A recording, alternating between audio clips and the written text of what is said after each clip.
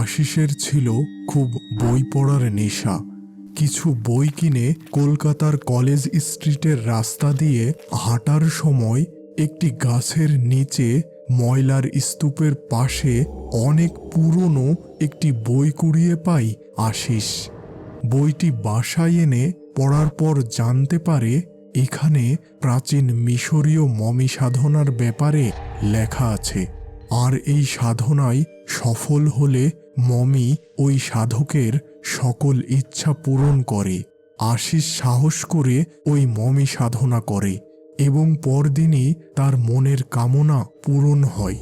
সে একটি সরকারি ব্যাংকে চাকরি পায়, কিন্তু তার পছন্দের মেয়েটির আকস্মিক মৃত্যু সংবাদে সে খুব ব্যথিত হয় এবং কিছুদিনের মধ্যেই দ্রুত সে তার কর্মস্থানের উদ্দেশ্যে বেরিয়ে যায়।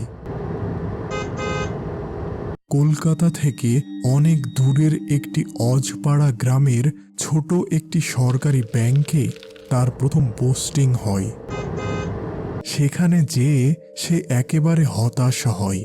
গ্রামে তেমন ভালো কোনো থাকার জায়গা ছিল না, আর এই গ্রামটি থেকে শহরের দূরত্ব ছিল অনেক বেশি।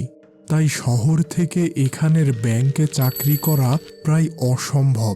শেষমেশ সরকারি সেচ দপ্তরের একটি ছোট ঘরে তার থাকার ব্যবস্থা হলো। প্রথম রাতে সে বিছানায় শুয়ে ভাবল দ্রুত উপর মহলে জানিয়ে তাকে এই গ্রাম থেকে অন্য কোথাও পোস্টিং নিতেই হবে। প্রথম রাতে সে বিছানায় শুয়ে ভাবল দ্রুত উপর মহলে জানিয়ে তাকে এই গ্রাম থেকে অন্য কোথাও পোস্টিং নিতেই হবে। প্রায় 1 মাস কাজ করার পর তার মনে হলো সে এখানে বেশ ভালোই আছে। ব্যাংকে তেমন কোনো কাজ নেই বললেই চলে। তার পছন্দের কাজ বই পড়ে সে বেশ ভালো সময় পার করছে।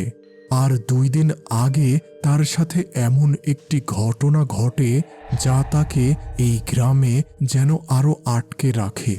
ওই দিন দুপুরবেলা হঠাৎ আকাশ ঘন কালো মেঘে ঢেকে প্রচণ্ড বৃষ্টি শুরু হয়। আশিস তার অফিসে বসে কাজ করছিল। ব্যাংকের চৌকিদারটি গিয়েছিল গ্রামের বাজারে আশিসের জন্য নিত্য প্রয়োজনীয় বাজার করতে।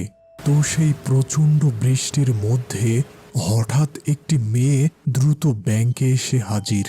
আশিস তাকে দেখে বেশ অবাক হয় এবং ওই মেয়েটির চেহারা দেখে একেবারে বিস্মিত হয়ে যায়। এত সুন্দর।